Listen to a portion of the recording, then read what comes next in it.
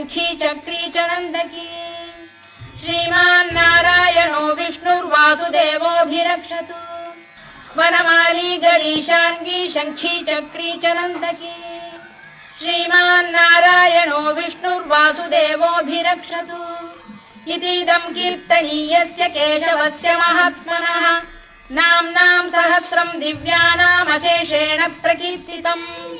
य इदं शृणुयात् नित्यं यश्चापि परिकीर्तयेत्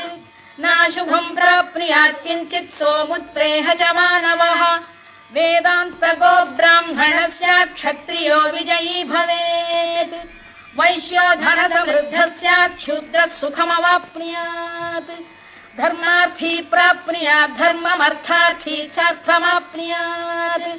कामानवाप्नुयात् कामी प्रजार्थी चाप्नुयात् प्रजाम् भक्तिमान्